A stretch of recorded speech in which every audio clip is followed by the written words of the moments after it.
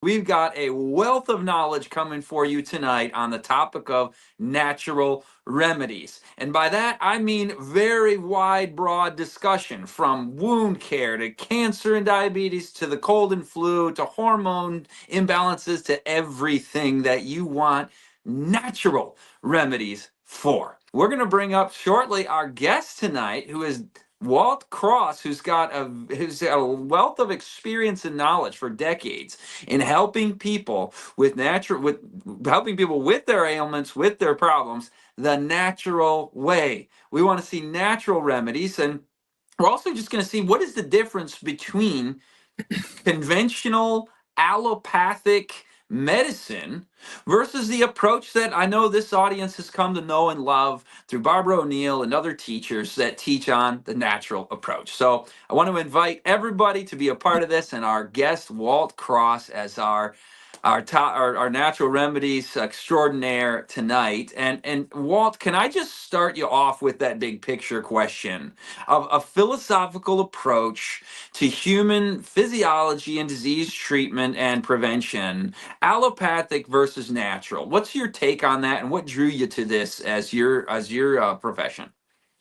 Well, my background was in allopathic healthcare in administration for 20 years. And the allopathic model, many times we're looking at addressing signs and symptoms. We're looking at masking and managing, and we just didn't get to root cause. And it's a system by which a lot of times it just keeps coming back. But I found through lifestyle health, we can look at the root cause and we can nip it in the bud many times. Yes, there's times we're not able to, but a lot of times we're able to correct that problem, and then you don't have that disease anymore, like diabetes. You know what? Take us right there to diabetes. We had a guest on a couple weeks ago, and we're all just having our collective minds blown that this disease is totally a paper tiger, totally reversible. We're talking about mainly type 2 diabetes here. So, what do you do to help people with type 2 diabetes, and how have you seen that be effective in people you've been working with?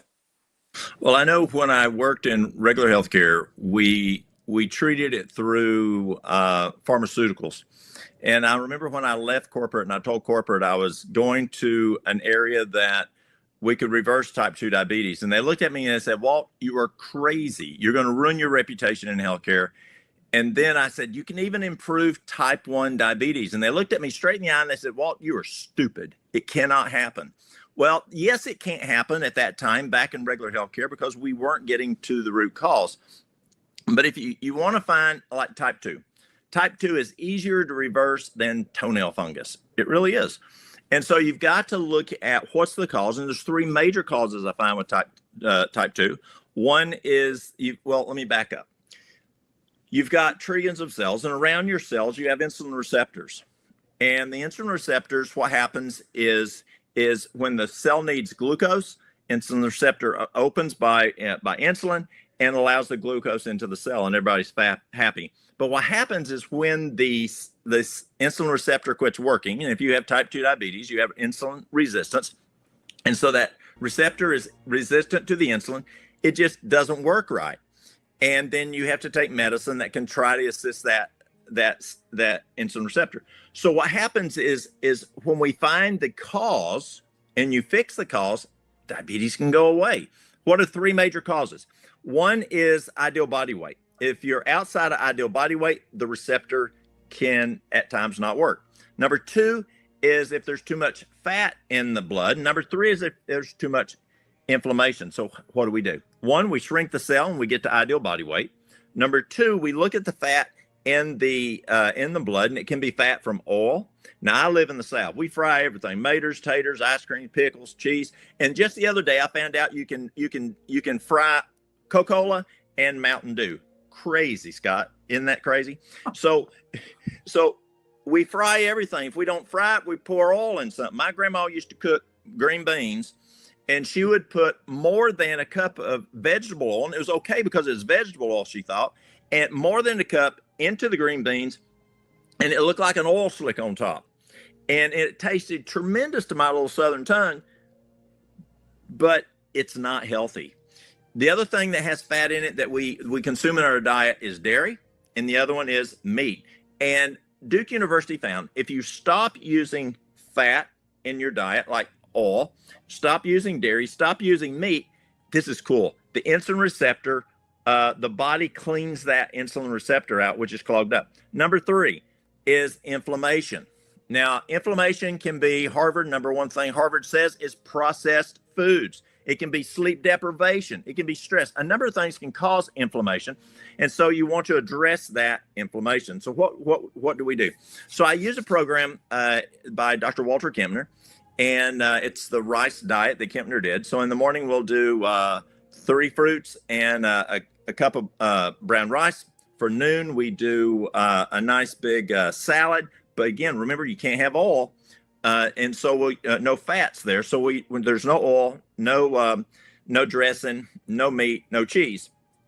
But we squeeze some lemon juice or maybe some low salt salsa. And then a brown rice. And that's for breakfast, and that's the noon meal.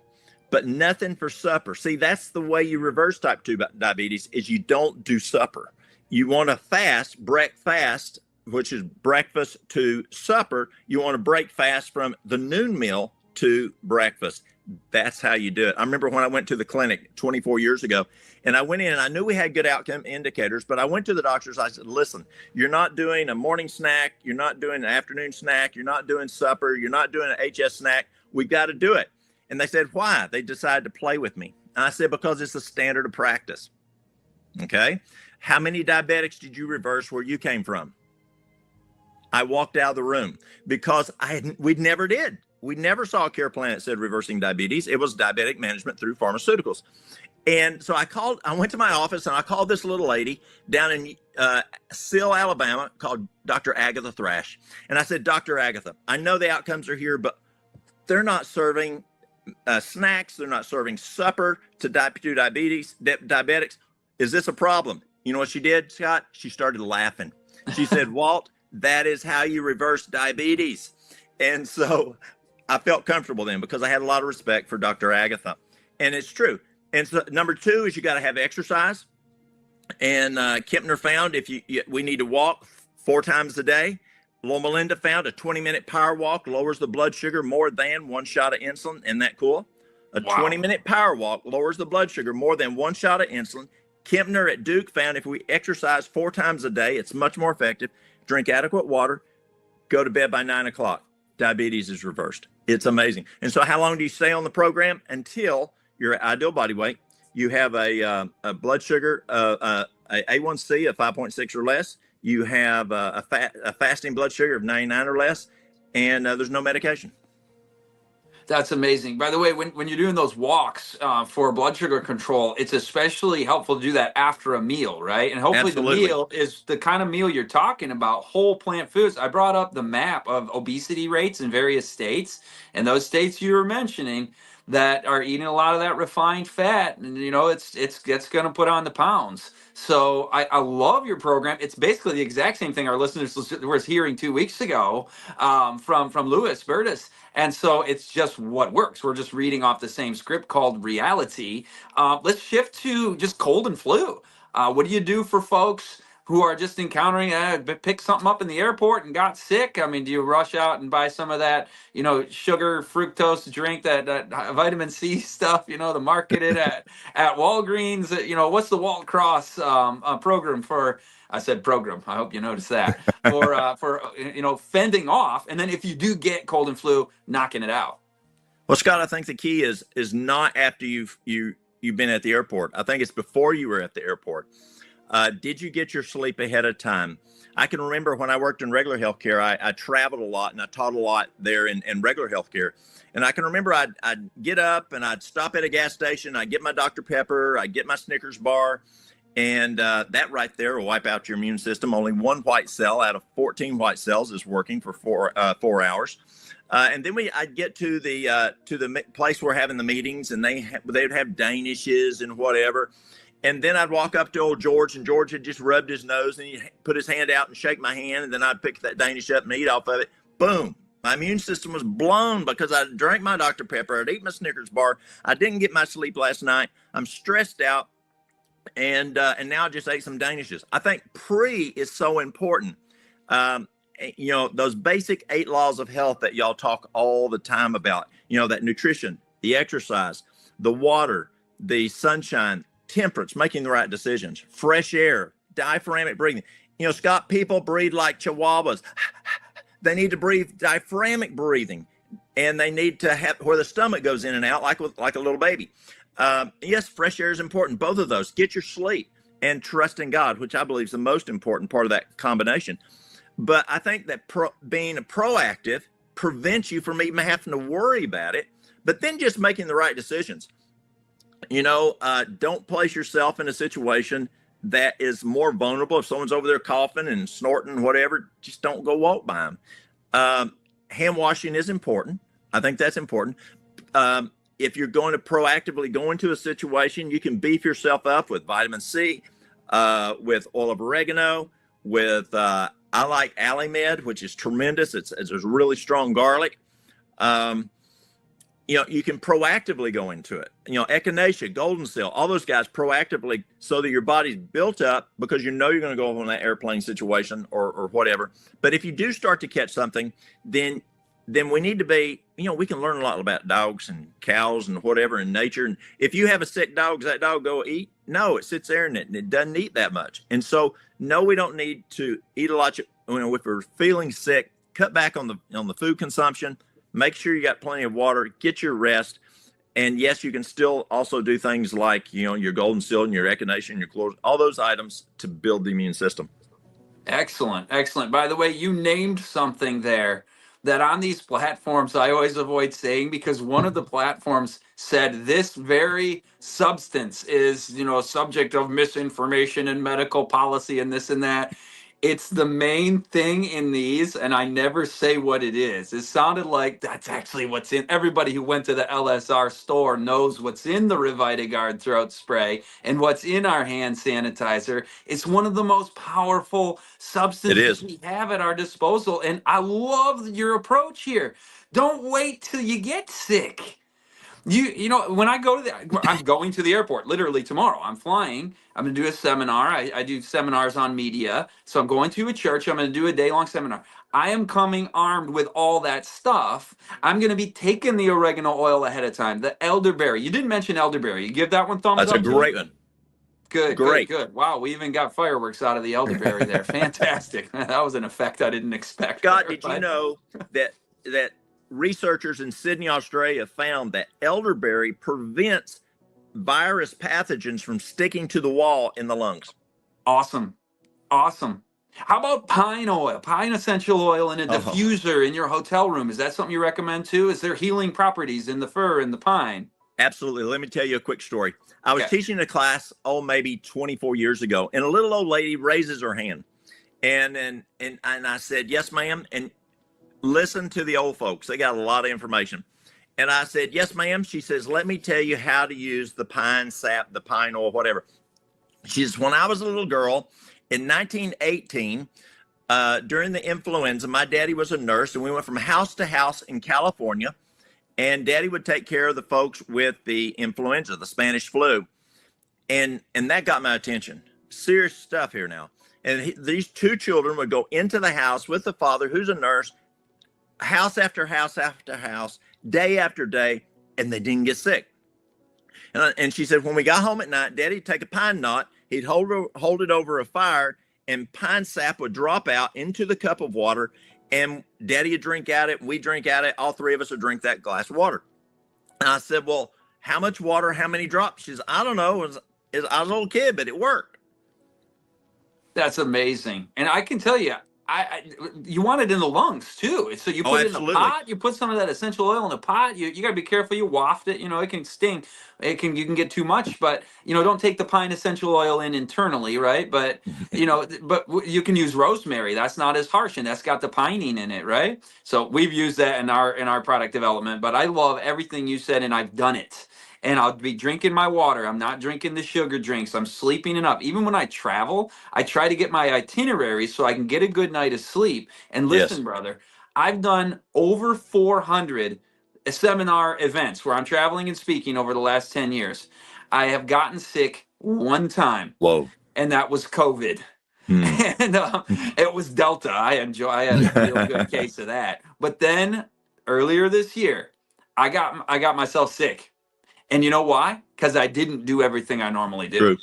I had stayed up late. I was kind of cramming for a new seminar I was doing, and I was going to get ready for the recording. And I didn't do the hot cold showers. Oh yeah, yeah. Talk about that. So hot and cold. What happens with the hot and cold? You've got vasodilation, vasoconstriction, vasodilation, vasoconstriction. You're increasing vascular flow, but also you're increasing the immune system in this process. Excellent. And it so increases the white cell count.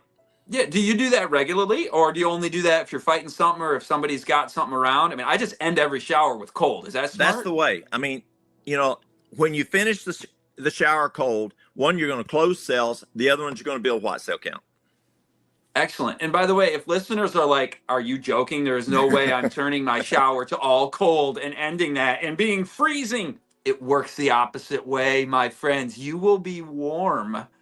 Just try it. I know you got to take my word for it. Just try it once. You won't die. Turn it to all the way cold. After you've gotten yourself nice and warm in a shower, turn it to all cold for 30 seconds and then turn the shower off. Don't go back to hot. Get out of the shower, towel yourself off, and you'll notice you are warmer than you normally are after a shower. Trust me, try it. Can you give me an affirmation on that, Walt? Well, it does several things. One, it wakes you up. It also lets the family know you're finished with the shower because you're hollering. But absolutely, it does. It works. It's true. You're dancing around in there. All right. Let's change over to some heart disease topics. Talk about cholesterol. I'll ask you about some others, but cholesterol. What can you do to give yourself a good reading on that the natural way? My cholesterol was 288. I was still working in regular healthcare. The guys at work said, "Walt, you got to go on a statin." And folks in healthcare, a lot of those guys, if they pay attention, they know the problems. And so I did not want to go on a statin. They told me I was genetically predisposed. My daddy had problems. My granddaddy had problems. And I decided to, kind of like if you have hypertension, you go on a no added salt diet. I decided I go on a no added cholesterol diet. Well, my cholesterol went from 288 to 104.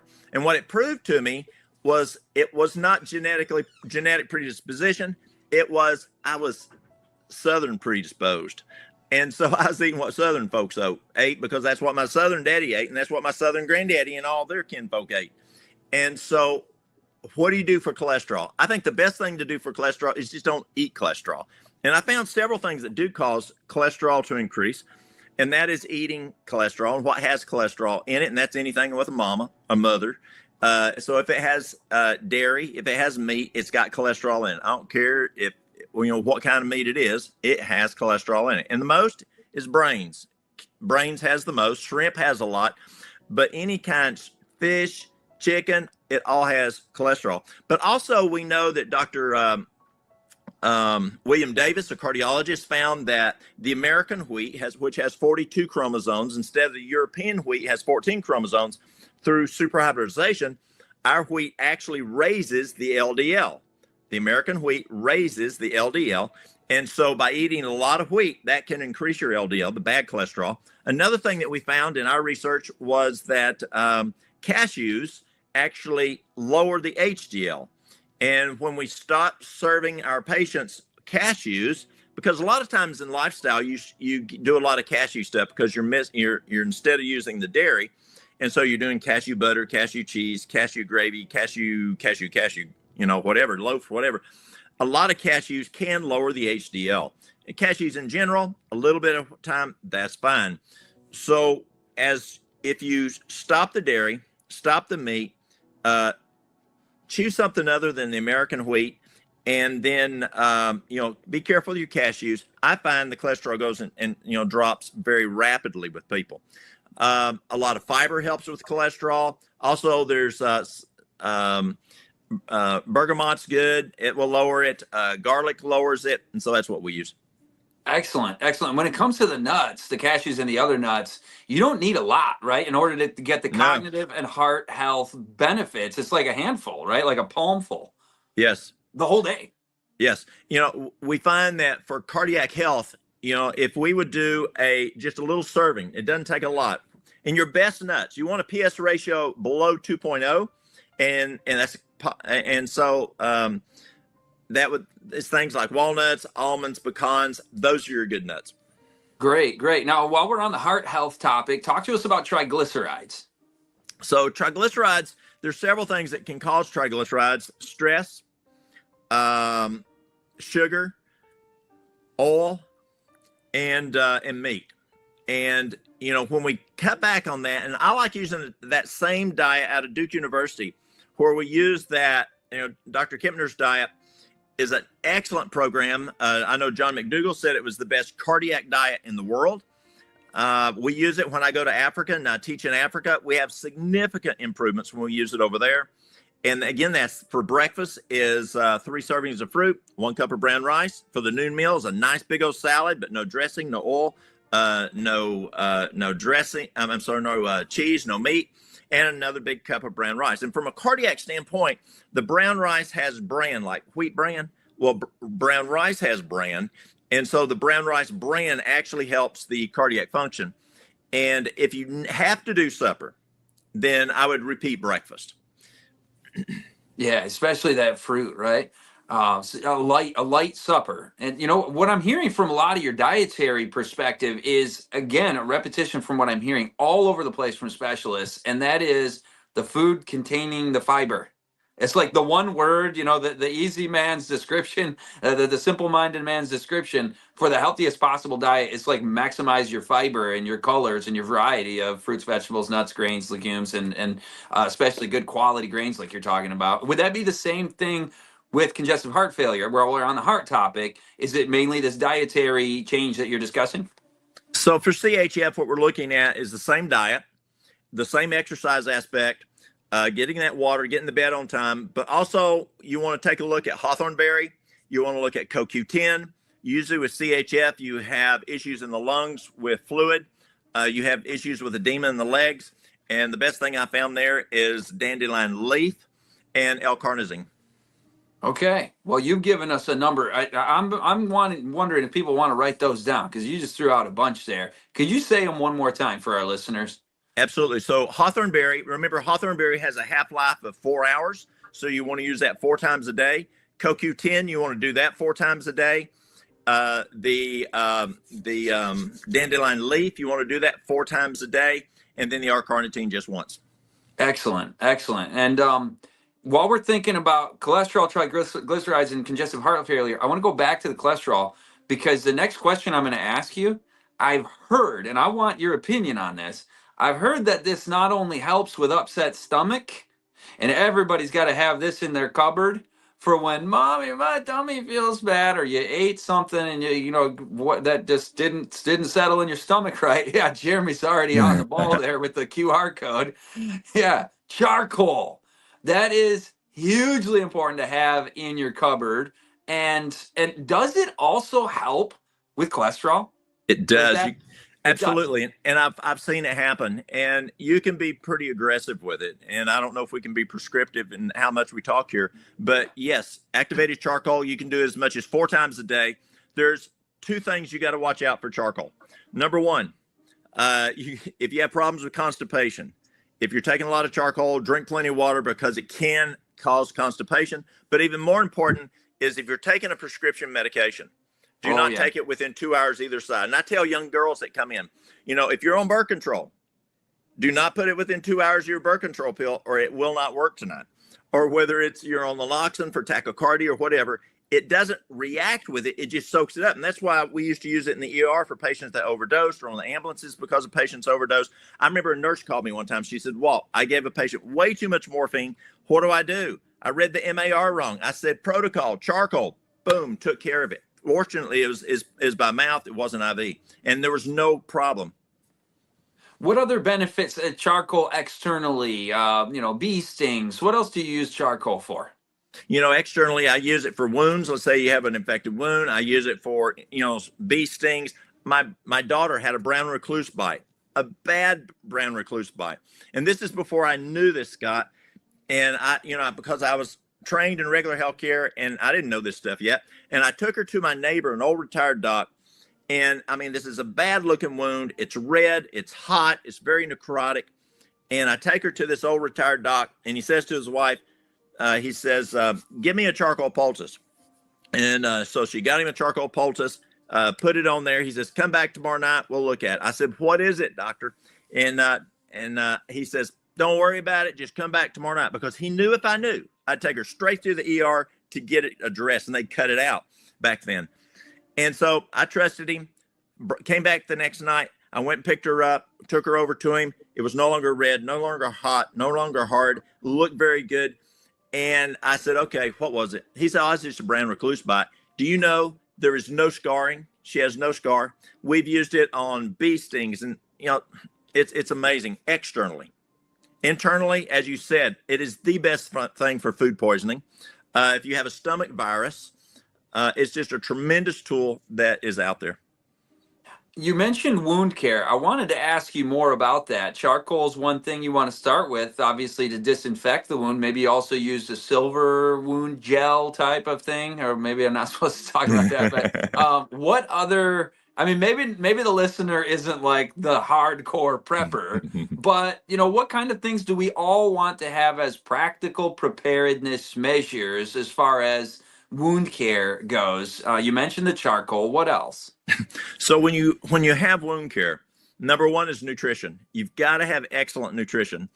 Number two is you've got, depends on what kind of wound care. Is it a pressure wound? If it's a pressure wound, then you have to reduce that capillary pressure by whatever's causing pressure to the area. Or if it's just a big wound. I had a guy that his doctor sent me a pic. It literally, Scott, looked like a shark had bit off the bottom of his foot. He was a diabetic. He had osteomyelitis, and he had neuropathy, and half his foot was gone, literally gone, and they were going to amputate it. And the first thing is I juiced him. I literally love juicing folks in order to get super saturation. It's like Hyperal or TPN, where you're going that nutrition is going straight into the blood. It's in the blood within 15 to 20 minutes, quality nutrition. And then because he had osteomyelitis, that's infection of the bone, I gave him Alimed. And then for his foot, we did hydrotherapy. And people say, oh, Walt, you can't do hot and cold. That's true. You can't do hot and cold, but you can do warm and cool. Don't do over 100. Don't do over 70-degree water. So you have 2 buckets of water. You put the foot in warm water for 3 minutes for that 100-degree water. Then we went into the cool water, the 70-degree water, for 1 minute, back and forth 7 times. Then we went and sprayed Alimed on there. Alimed, it takes 24 cloves of garlic to make 1 drop of this stuff. It's amazing, super, super powerful. And because of the osteomyelitis, any infection, then I make a salve, a wound salve. And in the wound salve, I'll put, this sounds familiar, Christmas time coming. It's got frankincense, myrrh, golden seal. Golden seal is great for infections. You can put pine sap, as we talked about the pine. You can put bee propolis and aloe vera. I love aloe vera for wound care. And then again, because he had an infected wound, I put a charcoal poultice on it, and we did that twice a day. And in 30 days, Scott, that foot had totally filled out, and we were ready for a skin graft. And the osteomyelitis was gone. And his diabetes, we had his diabetes controlled because we were addressing that nutrition aspect. That's amazing. I'm sure folks are going to want to archive this and, timestamp that right there, because you may find yourself in a situation where you're like, what do I do? Or take notes, put it on, in your medicine cabinet with the notes of what to do. Women with hormone imbalances, infertility, bleeding issues. I mean, we can take those one at a time, but just, start with the hormones. How do you help women with challenges in their hormone disruptions? Women, when I first came back to East Tennessee 24 years ago, probably the top 2 things I dealt with was stress and women's hormones. And we see a lot of female hormone issues here, and a lot can be because of stress. But I think, again, nutrition is so important for female hormones. Male hormones too, but female hormones, you've got to have good nutrition. And what's the best nutrition? It's what you always talk about. It's that whole food, plant-based diet with variety. That is the best nutrition I find for females. And if I want to really supercharge it, I'll use juicing. and it's amazing. But we use wild yam cream, and wild yam cream stabilizes progesterone. And when you stabilize progesterone, you stabilize estrogen and you stabilize testosterone. And it works super, super well. And I've been using wild yam cream now for 24 years. The other is many times stress blows the adrenals. When the adrenals are blown, we have issues with hormones. And so I use something called nettle. Nettle is the most nutritious herb in North America. Scott, I remember I had this lady come in one time. They own this huge dude ranch where they drive cattle and whatever. And her husband comes in with cowboy boots and spurs and cowboy hat. And the wife came in and she's dressed like a cowgirl. And she came in one day and she said, Walt, I need some nettle. And I said, I think I'm out. And I said, let me check. So I looked and I said, no, I'm plumb out. And she says, you better get that stuff in fast. She says, if you don't, we're going to make national news. I said, what are you talking about? She says, as many women as you and Mary Lou have on on the nettle for women's hormones, we're going to make national news because we ain't going to be doing too good. And so nettles are tremendous. And then the other thing I use is flaxseed. I'll do flaxseed twice a day, and flaxseed has some great phytoestrogens in it, and it works quite well. Excellent. And you ground flaxseed? You grind it in a coffee grinder? Or? Yes, good question. You do not want to buy ground flaxseed. You want to grind it yourself because you got to eat it within 15 minutes of grinding it because it oxidizes very rapidly. Yes, excellent. And by the way, thank you, Jeremy, for reminding that. Walt's got an excellent website, excellent web store with a lot of the resources he's talking about. And so use that QR code to check out Walt Cross's resources. I want to continue on the women thing, but you mentioned 2 times juicing for nutrition, for women's health, and also even for the man who had the wound. Tell us what else juicing is good for. I mean, nutrition, but what specifically is it helping with? And then also tell us your preferred recipe, your juicing formula that gives people the best nutrition punch. Well, when I look at working with people, I look at kind of like restoring a vehicle. Let's say, Scott, you're going down the road. It's Sunday afternoon, you and the wife and the kids, and you're going down the road, and an old country road, and you see an old 57 Chevy sitting out there in the field, and you back up and you drive up to the house and you say, ma'am, what are you doing with that old car out there? And she said, honey, if you want it, you can have it. And you say, oh, okay. And you call up your buddy with the rollback and he comes and he gets it. That 1957 Chevy is going to have to be restored. And the first process, you've got to take the grinder and the sandpaper and the Bondo and the Tiger Paw and the primer and the paint and redo the tires, and put new tires on it and put new upholstery on it and rebuild the engine. That's the restoring program. And so I find that the same is true when I work with people. You've got to restore them. And then once that car is finished, you don't take a grinder to it anymore. You're in the maintenance phase where you're just rotating the tires and putting oil in it and gas in it and that kind of thing. And then I have a different program for just maintenance. So one of the best things I have found where I get the best results, whether it's cancer, whether it's autoimmune diseases, best thing I found for autoimmune diseases is, and then for say, hormones or for, these really where I really want to hit it hard, like using the hyperalimentation, is the juicing. And I don't have a favorite juice because when I'm eating the maintenance program, I don't just eat the same plate of food all the time. Mary Lou fixes me a variety of food. And so your juices need to be a variety of juices. Now, this is another key of juicing. You don't want to drink the juice. And that sounds... Chew it. You chew it. You're exactly right. You got to chew it, because just as you chew your food, it loads it with saliva, amylase, protease, and lipase. And so you have three separate parts of digestion. If you drink the juice, you miss a third of your digestion. And so when it sits there, you don't want to just sitting there. It needs to be loaded with the saliva. To load it with saliva, you got to chew it. And chew it for, say, 10 chews, just like if I'm drinking this water here.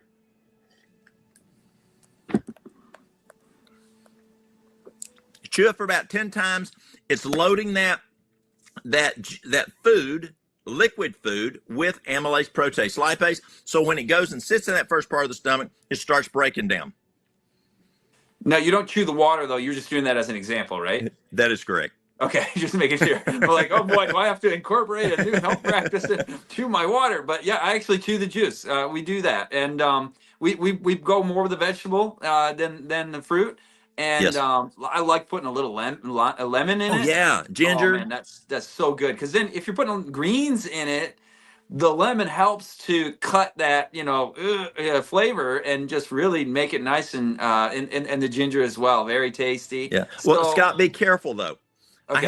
had this lady call me one time, and she says, "Why are you trying to kill me and my husband?" I said, "Pardon me?" She says, "Why are you trying to kill me and my husband?"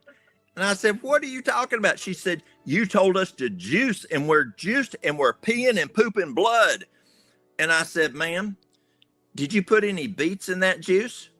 "Yes." "How much did you put?" She says, "I put 2 beets in each one." I said, "Ma'am, you're peeing and pooping beet juice. So be careful. Beets are great, but just don't load it too much."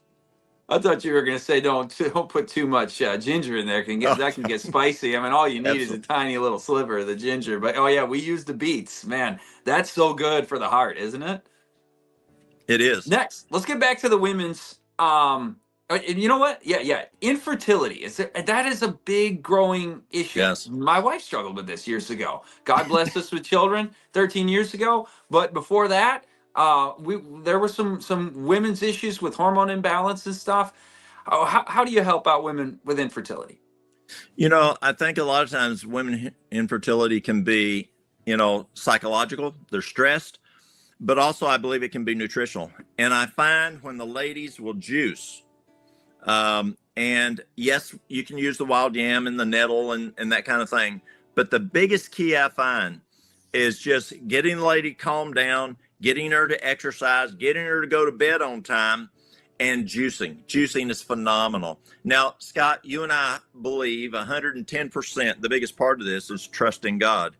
And as we work with folks, it is not just do the juice, do whatever. The component that makes the juice work, because juice don't do it, it is God. God he blesses that. We got to do our part, and then he blesses that. And I think it's also important as we're working with people with whatever health issue of saying, it's God's body. It's not ours. Christ bought it. And God, how do you want us to address this? And I think praying ahead of time and say, okay, God, what do you want me to do? Walt said this, God said this, whatever. It's your body. What do you want me to do? And I think that's very big. But yes, we find juicing a very big component in infertility. I love your perspective, Walt, spiritually on that. This body is God's property. And Right. it's the temple for the living God. And I know Yes. people joining us are from all religious backgrounds and cultures and faiths, and everybody's welcome here. And one thing that we have in common is a recognition that this is a gift. And so everything you're teaching is about how to keep up our body's health the natural way, not having to go the route of the allopathic medicine, which in acute situations, you need an ambulance because, you got in a car accident. We're Absolutely. thankful, very thankful for those ER docs and stuff. So it's not meant to criticize, but what you're sharing has a whole lot of wealth of, how about even with, can you talk to us about even cancer? So when we look at cancer, first of all,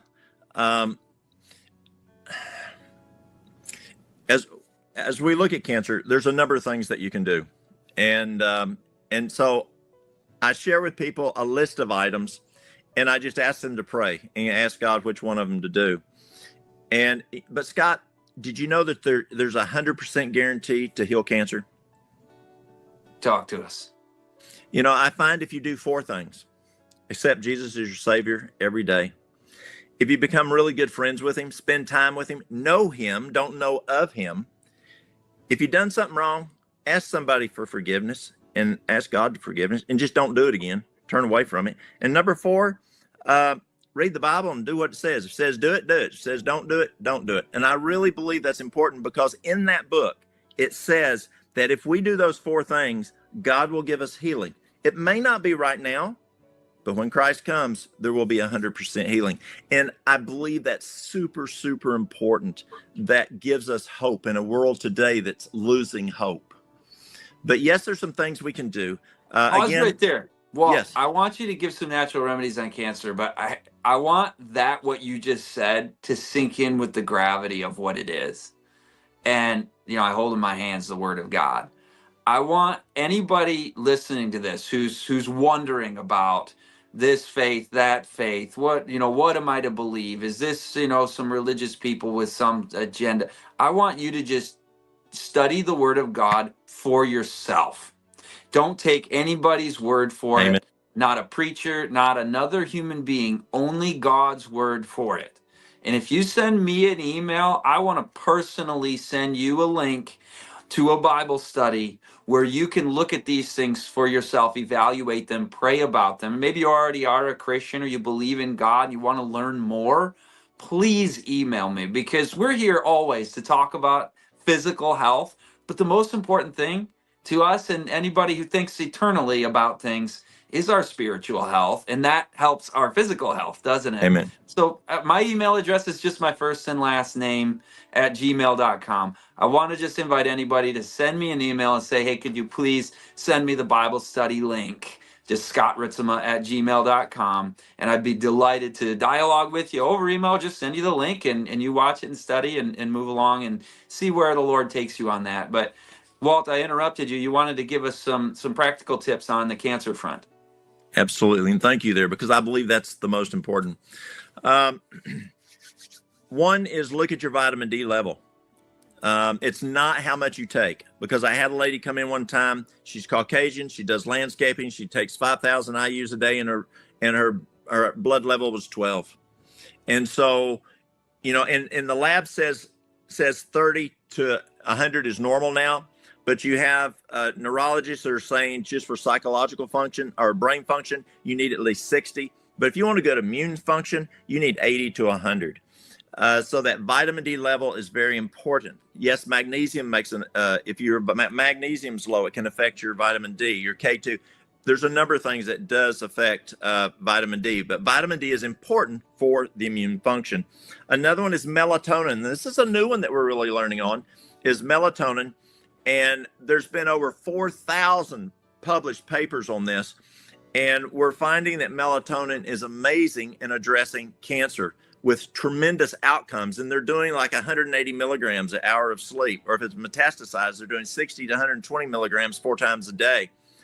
And one of the problems that people have is they grab this at night and they can't sleep. So they grab this here, and boom, it's got blue light, and the brain thinks that's sunshine because sunlight has blue in it, so that turns off their melatonin, or they may have to get up to go to the bathroom and the light is white, and only red light does. Now, this is cool, Scott. It's amazing. And I'll clarify here, but the only light that doesn't turn off the melatonin, other than this other one, is red light. So blue, green, whatever turns off your melatonin, or significant turns it off. So you can have a little red light for go to the bathroom, or a little flashlight that's red, come back in bed, and you didn't mess with your melatonin. But this is so cool. Sunlight turns off the melatonin. But did you know that full moonlight, even with a full moon, does not turn off your melatonin? I think we got a creator God. That's beautiful. That's so cool. It's sunlight that's reflected, but it doesn't turn off your melatonin. That's a question I have for God when I get there, because the researchers have no idea how that happens. The greater light to rule the day and the lesser light to rule the night. We use the red night lights, by the way, in our kids' bedrooms and in the bathroom. We're on board. Absolutely. Another item is a mini trampoline. A mini trampoline will increase the white count 300% when you bounce on it for 5 minutes. So I have people bounce on it every waking hour for 5 minutes. That keeps that white count up there. Then there's teas and herbs. I'll use like Asiac tea, Padiarco, burdock root, chaparral. Now don't start with chaparral. Chaparral, it's just super powerful, but it's nasty. And so you won't do another tea if you start off with that one. But I really like those herbs. They're great. You want a tea that purifies the blood. You want to build the immune system. You want it to fight cancer. And those teas would do that. Then let's see, what else might I have? Far infrared light. Far infrared is very good for cancer. They use it in Asia. There's for years we used mid infrared light and near infrared light. But there's far infrared light, and far infrared light is outside of our eye spectrum. Insects can see it, kind of like dogs can hear things we can't hear. But far infrared increases perfusion, and it attacks then the cancer much, much more effectively. And so I like far infrared. Another one is a fever treatment, and fever treatments folks know of doing in a bathtub. And Loma Linda Medical School said that it would increase white count 7-fold. Well, I did not believe that. And so I had my nurses draw labs for a good bit of time on patients that we did the fever treatments on. And what happened is, sure enough, at 5 hours, it peaked at 7-fold. And so you do that fever treatment, then put them into bed for 2 hours afterward to rest. But you can also do a fever treatment in a sauna. You want one where the head sits out and you can keep the head cold, but you can still hit that 7-fold. And Dr. Harold Cherney at Eden Valley found it did not come back to normal for 3 days. And so the fever treatment is a great tool to increase the immune system. Walking is important. There can be poultices that folks use for cancer. External poultices, there can be charcoal poultices, a castor oil pack, or herbal poultices. You can actually use the herbs which you're using. It might be whether it's the poke. You've heard of poke tea before, or poke poultices. Be careful on poke tea. Know what you're doing. You've got to do that right. But you can use all those different kinds of poultices on that affected area, and that can be beneficial. Now I'm going to share one that you're going to think is plumb crazy, Scott. Mary Lou had breast cancer about 18 years ago. And she has a personality like she's a ever-ready bunny. I mean, she's up, she's gone, and you can't stop her until she falls over tired. And so it's hard to get her to have compliance. And I mean, we're talking that tumor was almost as big as an egg.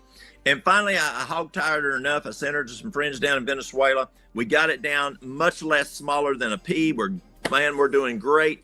They send her back, and boom, she's wide open again, and we're back up to almost that size of an egg. So I had a friend who's a physician at the time. He's gone back to Germany. He came into the office, and I said, Sam, anything I'm missing? And he goes, sting her. I said, what? He goes, sting her. I said, okay, what do I do? He said, so what you do, he said, you can feel that mass, palpate it, yes. He says, go distal 1 inch, sting her 3 to 5 times a day, and leave the stinger in for 30 minutes, pull it out and put B-Propolis on it, and do that for 14 days. That's exactly what we did, and it started shrinking and totally went away. It's been gone now for over 17 years. So that's amazing, isn't it? So what happened is the immune system came to that area every day to address the bee stings, and guess what was in the middle of that area? The cancer.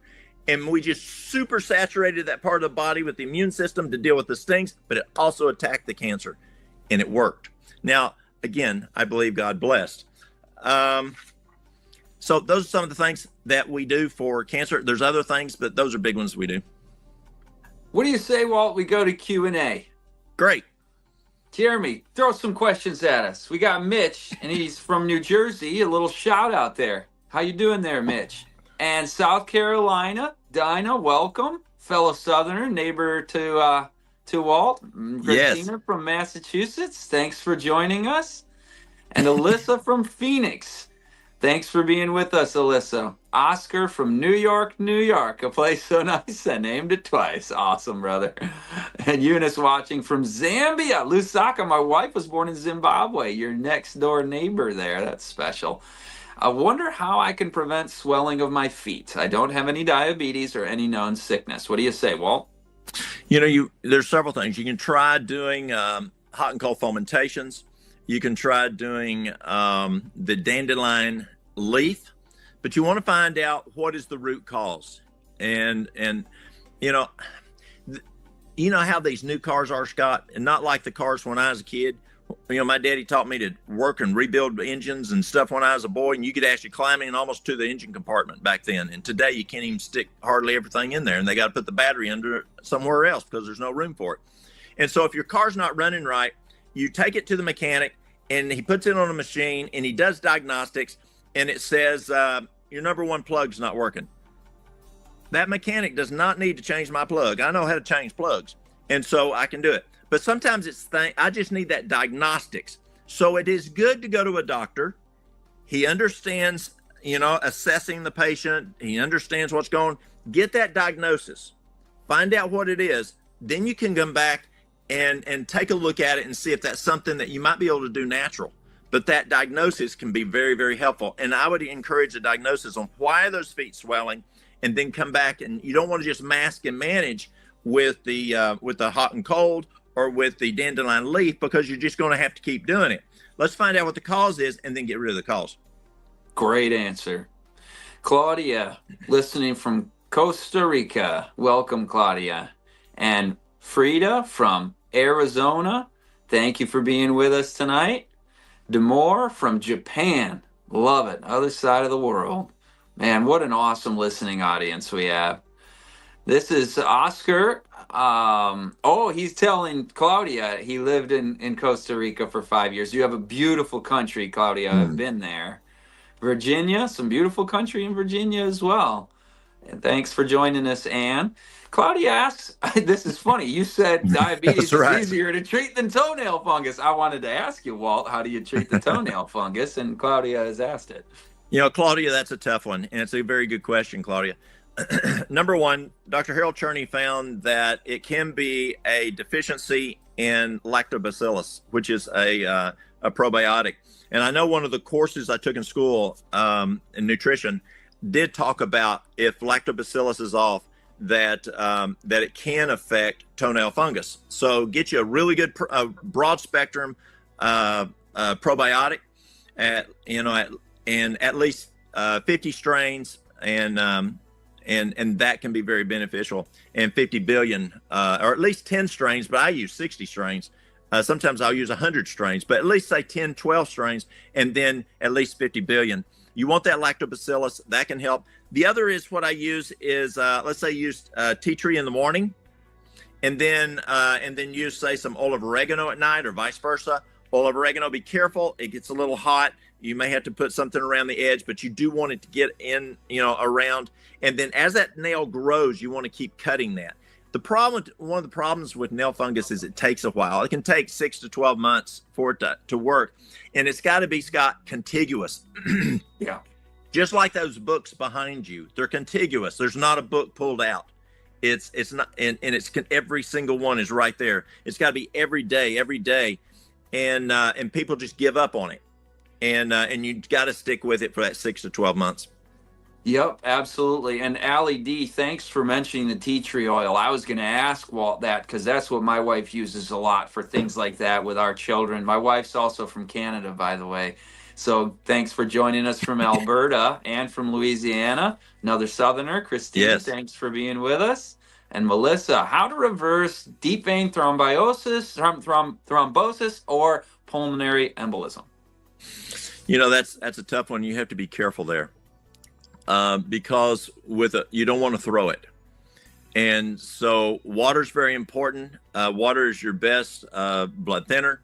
But you've got to be very careful with those, because you don't want to throw it and then have a pulmonary embolism. You don't want to have a stroke. You don't want to have a heart attack.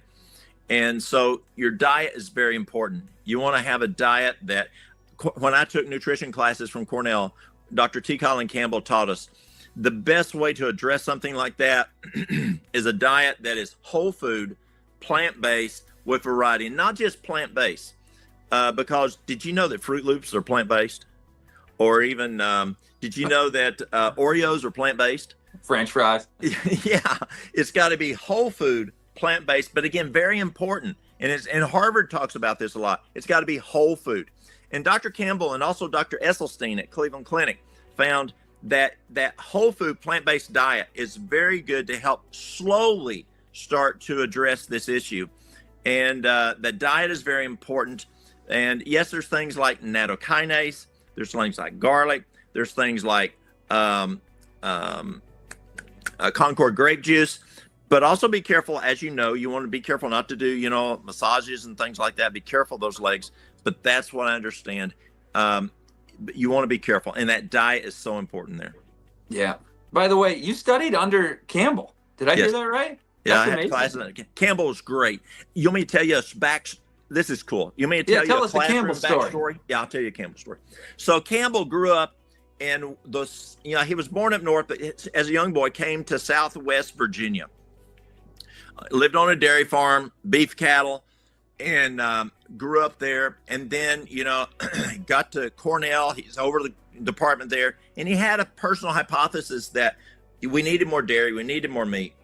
And so he starts into this study called the China study, the most comprehensive nutrition study ever done. He also brought in some really good, book number keepers. And I forgot what that's called. But anyway, so he found out it wasn't what his hypothesis was. And the more they did it, the more he found out, no, he was wrong. So what does he do?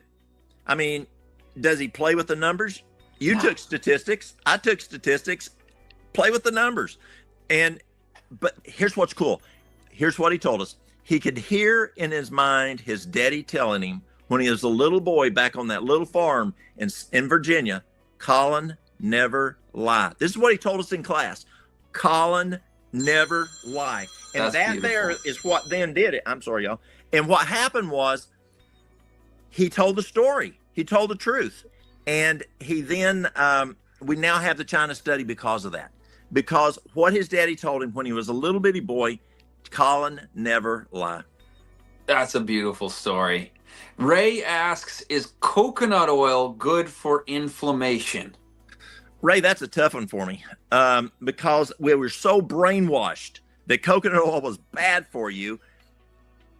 It's hard for me to say yes, but I have to say yes because proof's in the pudding. Back 25 years ago, we started really looking at coconut oil. It's a medium chain, and we find that it actually can benefit.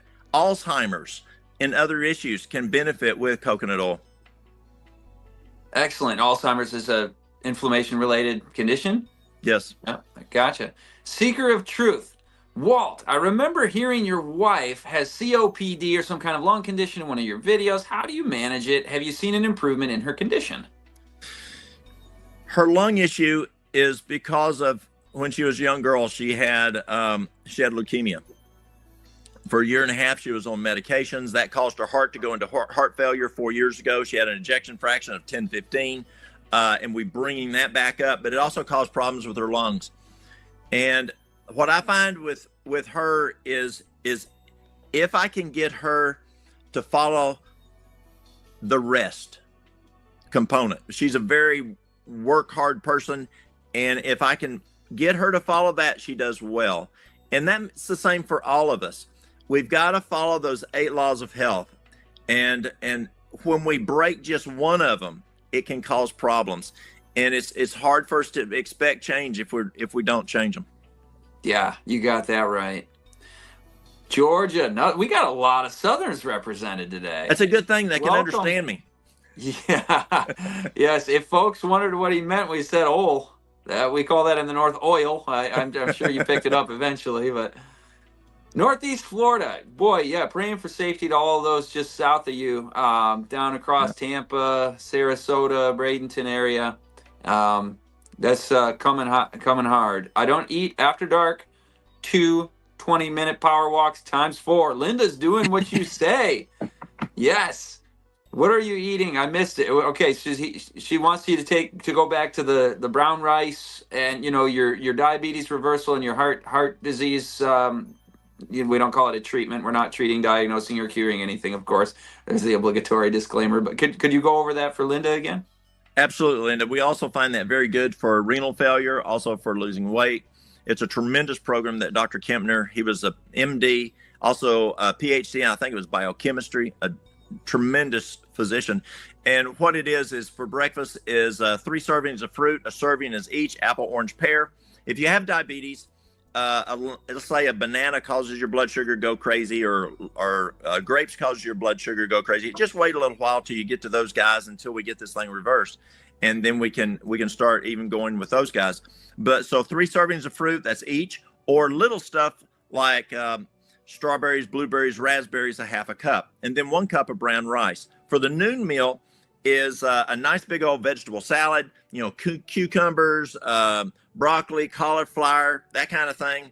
And then just don't put any dressing or oil or cheese or meat on there. And you can put some lemon juice, as they did at Cornell. Sometimes you got to negotiate with people, especially men.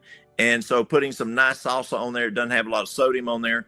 And then if you do supper, just repeat breakfast if you need to. Or sometimes I tell folks, I find best if you don't do supper, but or just do a juice. Or if you say, Walt, I don't have a juicer, do a V8 juice, low sodium V8 juice. Linda, Jesus healed the sick to perfect health in every cell. Amen. That's a beautiful Bible truth. Cold water, deep breathing. What do you have to say about that? Cold water, deep breathing. I'm not familiar with that.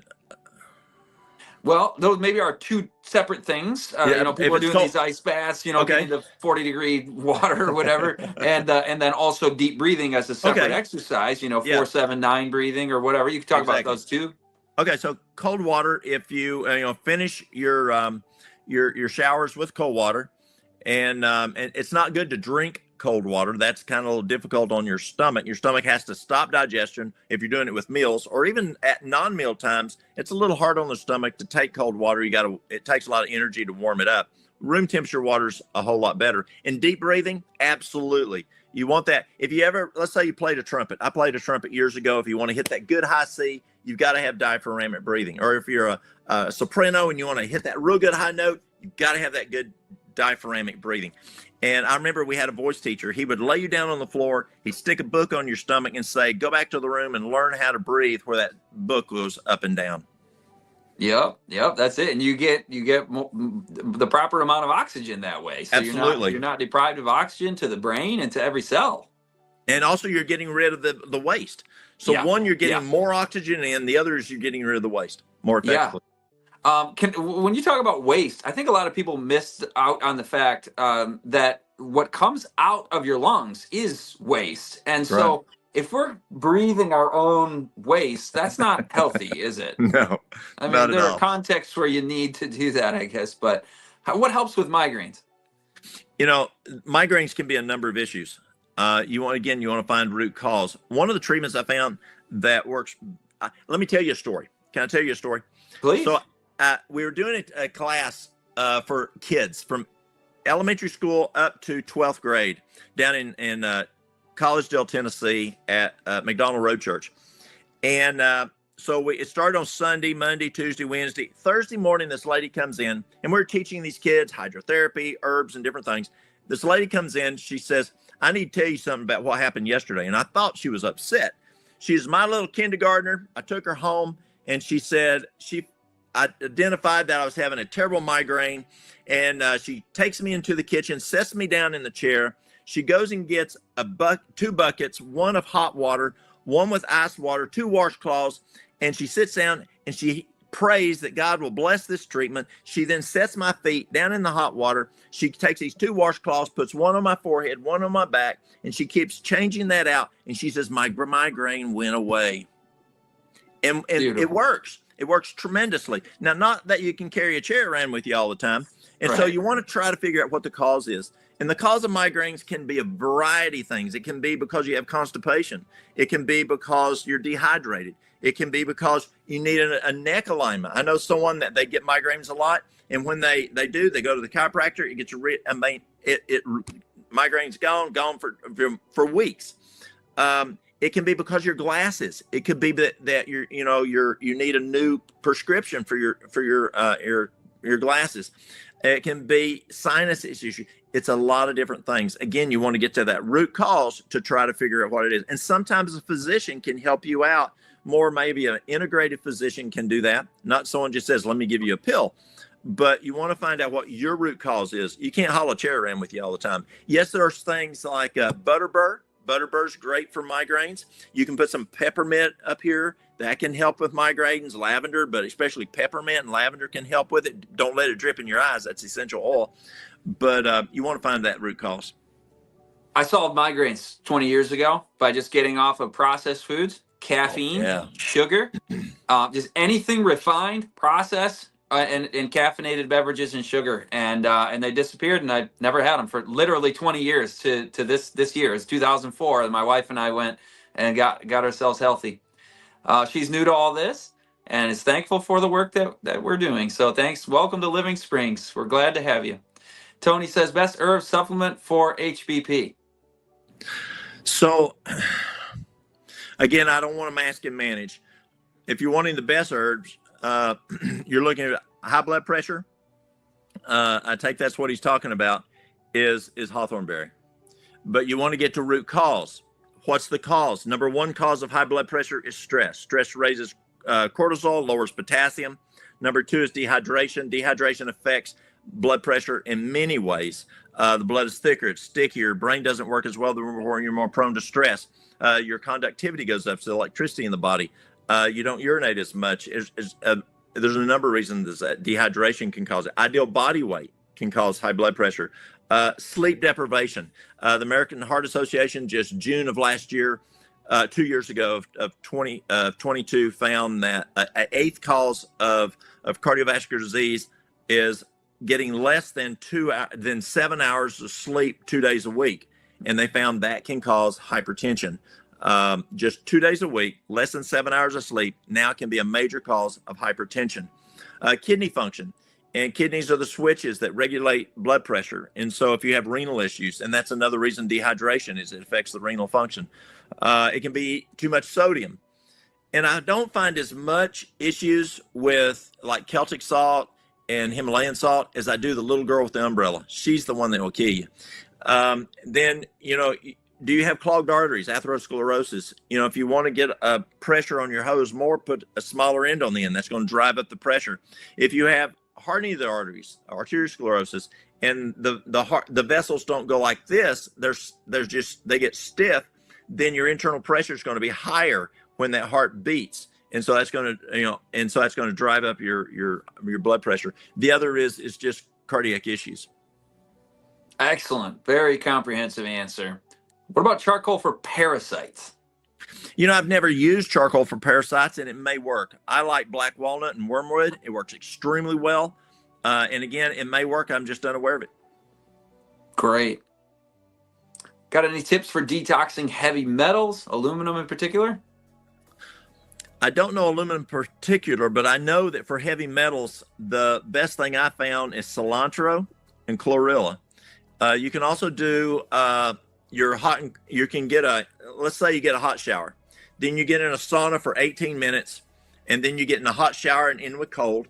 Then get back into the sauna for 12 minutes, get back into a hot shower, in with cold, get back into the sauna for 8 minutes, get back into the shower, and then in with cold.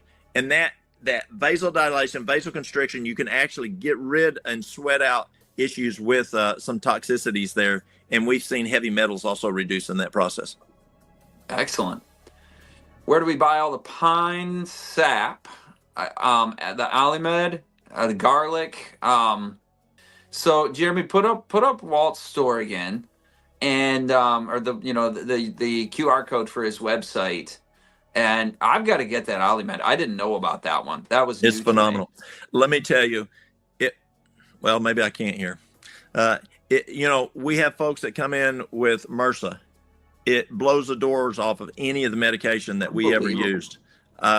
We send it to physicians from Australia to Africa. My son had Lyme disease, my youngest son, and it was for years he dealt with it. And finally, I found research on Alimed dealing with Lyme's. He's now been 13 and a half years, no Lyme disease. Awesome. But it's phenomenal.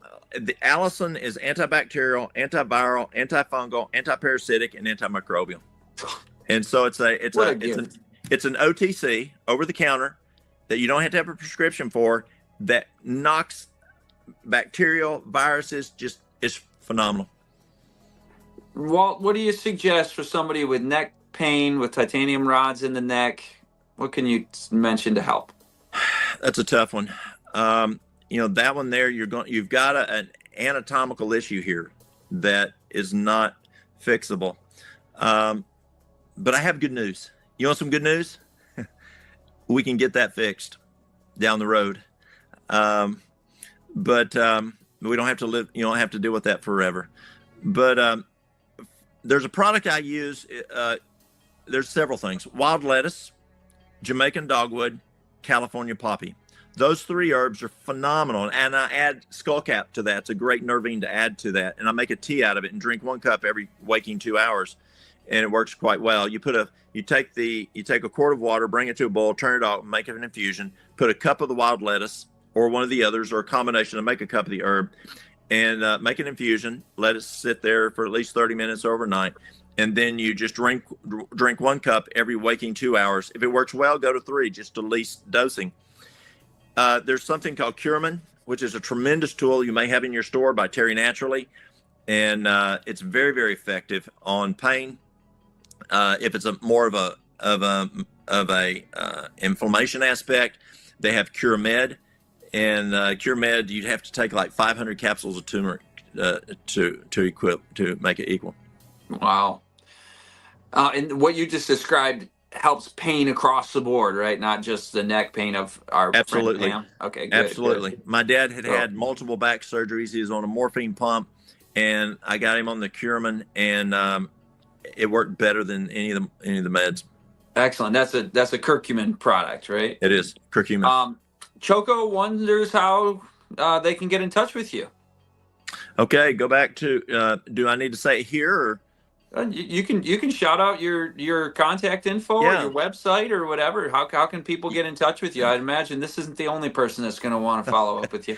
You can go to themustardseed.us, themustardseed.us.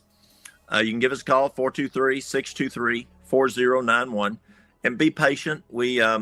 It's been kind of crazy lately. We're still in this issue of flooding. I'm the fire chief in the area that got hit really hard in our county. And so I'm kind of been pulled back and forth and working with that during the day. So I'm not always here, but you can give us a call or you can contact us on our website.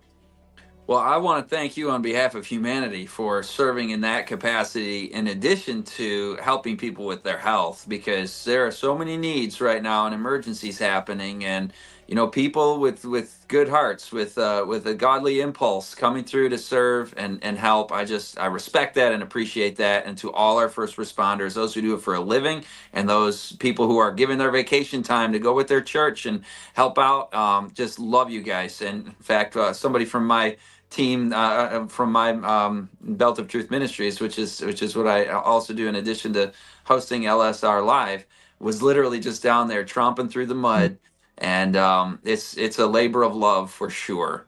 So yep, I think we covered that one, Jeremy. If you want to bring up any more questions. And kiwi fruit yeah, that's great. That's great. We love fruit. We at LSR love our fruit, don't we? Mari says amen, probably to those comments just about those who are serving in service projects, and our prayers are with all those facing these difficult things. Somebody with diabetes, do you give them a unique I want to say formula, a recipe for their juicing, daily regular juicing? Are you looking not too much fruit on that one? Go with the vegetable? Absolutely. We'll go with the vegetables. If they're diabetic, if we put any fruit in it, it'd be a Granny Smith apple. Good. We grow those. They're good. Randy loves this. We're so glad to have you and all of you guys who are sharing. And I like that we can dialogue. You do Q&A. Jeremy, are we getting close to wrapping up, or do you have any more questions? Blessings to everyone from Exponential Potential. I like that optimistic name. Connecticut. Welcome, Tina. Awesome. And Las Vegas, welcome, Karen. Glad to have you here as well. Cleveland, Ohio, our friend Melissa from earlier. Welcome again. And Casey, Norman, North Carolina. I hope that's not Western North Carolina. Man, those people are suffering. They are. Tasmania, Australia. Bridget, welcome from the opposite side of the globe. Can castor oil be used to treat bladder ulcers? Any concerns there from Nathan? Absolutely, it can. And if you're looking at, looking at ulcers, cayenne pepper can be used for causing the cauterization there. Also, I like slippery elm. I like marshmallow root. Those are great tools. Aloe vera. Those are great tools to also use. Excellent, excellent. And gut issues too. Slippery elm. Absolutely. Yes. Yep. And aloe. Sunflower. Most doctors here in Australia don't know the cause of most issues, only how to mask it with medications. You're preaching Walt's message there, and I think, Barbara, I would agree with you wholeheartedly on that. Oh, all right. Who's next? Jeremy? Frankie says, just diagnosed with colorectal cancer. Frankie, our hearts are with you, and you're going to make it through this. Walt, what do you say? Absolutely. Let's go back to the previous one just for a second, if you wouldn't mind, Jeremy. I want to talk with this person, with Walt, for a moment.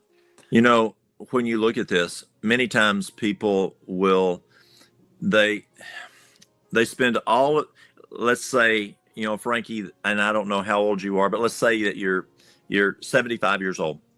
And so as we look at the time here that we can possibly live, we may look at, 10, 15 years. And people put all of their eggs into that 10, 15 years. But as we talked about earlier, we have an opportunity for eternity. And so look at putting eggs in both baskets. I think that's important.